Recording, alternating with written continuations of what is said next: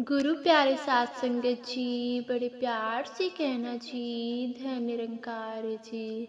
साध संगत जी, आशा करती हूँ कि सतगुरु माता जी की कृपा से आप सभी बहुत अच्छे होंगे। साध संगत जी, आप सभी का बहुत बहुत स्वागत है आपके ही अपने चैनल पर। साध संगत जी, जो व्यक्ति जैसी संगत में रहता है उसमें वैसे ही गुण और दोष आ जाते हैं। इसलिए साध संगत जी, हमें सदैव अपनी संगत अच्छी रखनी चाहिए। और आज की साखी भी इसी विषय पर आधारित है। साध संगत जी, तो चलिए सुनते हैं आज की ये साखी। साध संगत जी, एक राजा को तोते पालने का बहुत शौक था। उन्होंने बड़े प्यार से एक तोता पाला, लेकिन कुछ ही समय के बाद उस तोते की मृत्यु हो गई। राजा ने अपने मंत्री से कहा कि हमारा पिंजरा सूना हो गया है, इसमें पालने के लिए एक तोता लेकर आओ।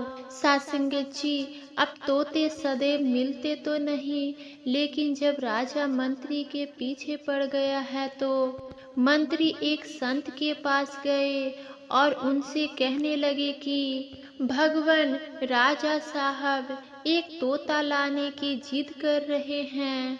अगर आप अपना तोता मुझे दे दे तो बड़ी कृपा होगी। संत ने राजा के मंत्री से कहा कि ठीक है, ले जाओ। राजा ने सोने के पिंजरे में बड़े स्नेह के साथ तोते की सुख सुविधा का सारा प्रबंध किया। साध संगत जी, ब्रह्म मुहूर्त में उठते ही वह तोता बोलने लगा कि उठो राजा, उठो महारानी, दुर्लभ मानव तन मिला है। ये सोने के लिए नहीं, ये भजन करने के लिए मिला है। चित्रकूट की घाट पर हुई संतन की भीड़, तुलसीदास चंदन घिसे, तिलक देत रघुवीर। साध संगत जी, वो तोता कभी रामायण की चौपाई, कभी गीता के श्लोक बोलते और राजा का पूरा परिवार सुबह सवेरे उठकर उस तोते की बातें सुना करता था। साध संगत जी, राजा अक्सर कहा कहता था कि मुझे तोता तो क्या मिला, मुझे एक संत ही मिल गया। अब हर एक जीव की एक निश्चित आयु होती है। साध संगत, एक दिन उस तोते की भी मृत्यु हो गई। राजा रानी और पूरा परिवार शोक में डूब गया। राजा ने अपना झंडा तक झुका दिया। बड़ी मुश्किल से जब राज परिवार का शोक थोड़ा कम हुआ तो वह सभी राजकाज में लग गए। साध संगत जी, अब दोबारा राजा ने अपने मंत्री से कहा कि मंत्री वर, खाली पिंजड़ा बड़ा सूना सूना लगता है। अगर एक और तोते की व्यवस्था हो जाए तो बड़ा अच्छा लगेगा। मंत्री ने तोते को बहुत जगह ढूंढा और एक कसाई के घर वैसा ही तोता पिंजरे में टंगा हुआ था। मंत्री ने कसाई साहब से कहा कि राजा साहब को एक तोता लेना है। तो साध संगत जी, कसाई ने कहा कि आपके ही राज्य में हम तो रहते हैं, अगर हम आपको तोता नहीं देंगे तब भी तो आप हमारा तोता उठाकर लेकर चले जाएंगे। मंत्री ने कसाई से कहा कि नहीं, हम तो प्रार्थना करने के लिए आए हैं। कसाई ने राजा के मंत्री को कहा कि किसी बहेली ने एक पेड़ से दो तोते पकड़े थे। एक तोते को उस बहेली ने एक महात्मा जी को दे दिए और दूसरा तोता मैंने उससे खरीद लिया था।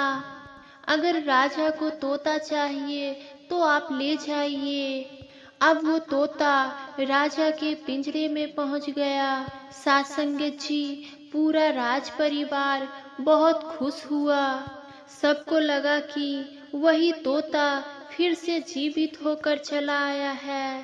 क्योंकि दोनों की नाक, पंख, आकार, चितवन सब एक जैसे ही थे। लेकिन बड़े सवेरे वो तोता राजा को बुलाने लगे, जैसे वो कसाई अपने नौकरों को उठाता था। तोता कहने लगा कि उठ, राजा बन बैठा है, मेरे लिए ला अंडे, नहीं तो डंडे पड़ेंगे। सत्संगत, अब तोते की बात सुनकर राजा को इतना क्रोध आया कि उन्होंने तोते को पिंजरे से बाहर निकाला और गर्दन मरोड़कर किले से बाहर फेंक दिया। सत्संगत जी, वो दोनों तोते सगे भाई थे। एक की गर्दन मरोड़ दी गई और दूसरे की मृत्यु पर झंडे झुका लिए गए। भंडारा किया गया, शोक मनाया गया। आखिर भूल कहाँ हो गई?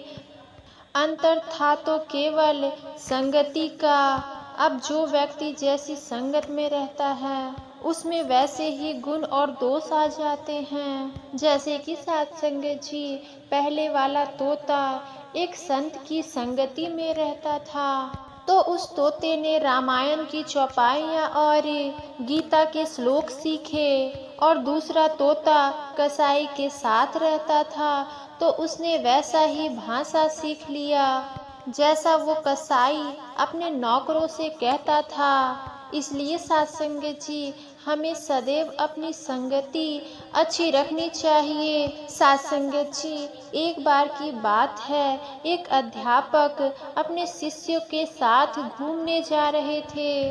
रास्ते में वो अध्यापक अपने शिष्यों को अच्छी संगत की महिमा समझा रहे थे, लेकिन शिष्य इस बात को समझ नहीं पा रहे थे। तभी अध्यापक फूलों से भरा हुआ एक गुलाब का पौधा देखा। अब अध्यापक ने अपने शिष्यों को उस गुलाब के पौधे के नीचे से तत्काल एक मिट्टी का ढेला उठाकर ले आने को कहा था। जब शिष्य उस मिट्टी का ढेला उठाकर लाया, तो अध्यापक ने शिष्य से कहा कि इस ढेले को सूंघो। तो शिष्य ने मिट्टी का ढेला सूंघा। तो शिष्य ने कहा कि गुरुजी, इसमें तो गुलाब की बड़ी अच्छी सी खुशबू आ रही है। तब सत्संगत जी, अध्यापक ने अपने शिष्यों से कहा कि सुनो, जानते हो कि इस मिट्टी में मनमोहक महक कहाँ से आई? दरअसल इस मिट्टी पे गुलाब के फूल टूट टूट कर गिरते रहते हैं, तो मिट्टी में भी गुलाब की महक आने लगी है, जो कि ये असर संगत का है। जिस प्रकार गुलाब की पंखुड़ियों की संगत की वजह से इस मिट्टी में भी गुलाब की महक आने लगी है, उसी प्रकार जो व्यक्ति जैसी संगत करता है, उस पर वैसा ही रंग चढ़ता है। इसलिए सत्संगत जी, कहा भी गया है कि संगत से गुण उपजे, संगत से गुण जाए, लोहा लगा जहाज में, पानी में उतर आए। अगर हम अपने विचारों को महान बनाना चाहते हैं, तो हमें भी महान लोगों की संगत में रहने की कोशिश करनी चाहिए, क्योंकि उनका संगति का प्रभाव हम पर जरूर होगा।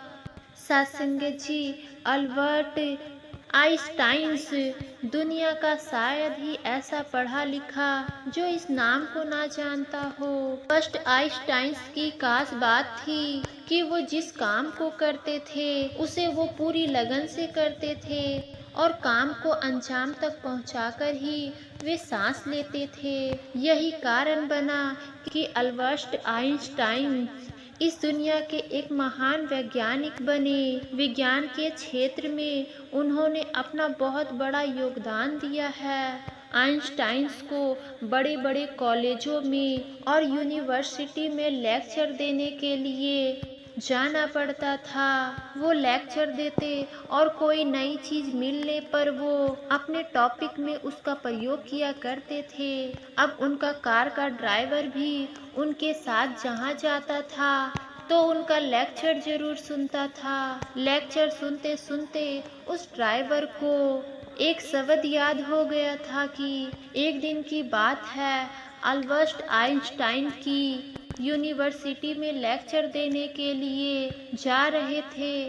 तभी उनके ड्राइवर ने उनसे कहा कि सर, आप जो भी लेक्चर देते हैं वह तो इतना आसान होता है कि सुनकर कोई भी कह दे उसे आराम से कह सकता है। उस दिन आइंस्टीन एक ऐसी यूनिवर्सिटी में जा रहे थे जहां उनका नाम तो सभी जानते थे, लेकिन उन्होंने कभी आइंस्टीन को नहीं देखा। इसलिए आइंस्टीन ने अपने ड्राइवर से कहा, अगर तुम्हें यह सब इतना आसान लगता है तो इस बार मैं कार चलाता हूँ और तुम मेरी जगह पर जाकर लेक्चर दो। सत्संगी जी, ड्राइवर को ये बात बहुत अच्छी लगी। दोनों ने अपने कपड़े बदले और यूनिवर्सिटी पहुंच गए। यूनिवर्सिटी पहुंचकर दोनों कार से बाहर निकले और ड्राइवर ने जाकर लेक्चर देना शुरू किया। ड्राइवर ने बिना पढ़े सारा लेक्चर दे दिया। वहाँ मौजूद बड़े बड़े प्रोफेसरों को भी इस बात की भनक नहीं लगी कि लेक्चर देने वाले आइंस्टीन नहीं बल्कि कोई और है। अब लेक्चर खत्म होने के बाद एक प्रोफेसर ने आकर आइंस्टीन बने ड्राइवर से एक सवाल किया तो आइंस्टीन बने ड्राइवर ने कहा कि इतना आसान सवाल का जवाब तो मेरा ड्राइवर ही दे देगा। फिर सबके सवालों का जवाब ड्राइवर बने हुए आइंस्टीन ने दे दिए। जब सवालों का सिलसिला खत्म हुआ तो जवाब देने का समय आया तो तब आइंस्टीन ने सबको बताया कि लेक्चर देने वाला उनका ड्राइवर था। सत्संग जी, ये सुनकर सबके सिर चकरा गए, जो कि बड़े बड़े साइंटिस्ट समझ नहीं पाते। वो एक ड्राइवर ने इतनी आसानी से सबको समझा दिया। सत्संग जी, इस तरह हम देख सकते हैं कि कैसे एक साधारण ड्राइवर की सोच एक महान वैज्ञानिक के संपर्क में रहने से कितनी महान हो गई। इस चीज को करने के लिए लोगों की सारी उम्र लग जाती है। आइंस्टीन के प्रभाव के कारण उनके ड्राइवर ने ये चीज बड़ी ही आसानी से कह दी और कर भी लिए। तो आओ सत्संग जी, यही गुण हमें भी श्रवण करने चाहिए, ग्रहण करने चाहिए। अगर हमें अपने विचारों को महान बनाना है तो हमें महान लोगों की संगति में रहना चाहिए, उनके बारे में पढ़ना चाहिए, क्योंकि संगति का प्रभाव हम पर जरूर होगा और उसके नक्शे कदम पर चलकर हम भी दुनिया में एक अलग पहचान बना सकते हैं। सत्संग जी, आपको ये साखी कैसी लगी? अपने विचार कमेंट बॉक्स में लिखकर हम तक जरूर पहुंचाइएगा और ये साखी दूसरे लोगों तक भी पहुंचाइएगा, जिससे कि सत्संग जी और सभी लोग प्रेरित हो। तो चलिए सत्संगत, हम सभी मिलकर सिमरन करते हैं। तुहि निरंकार मैं तेरी शरण हाँ, मैनू बख्श लो। तुहि निरंकार मैं तेरी शरण हाँ, मैनू बख्श लो। सत्संग जी, बड़े प्यार से कहना जी, धन निरंकार जी।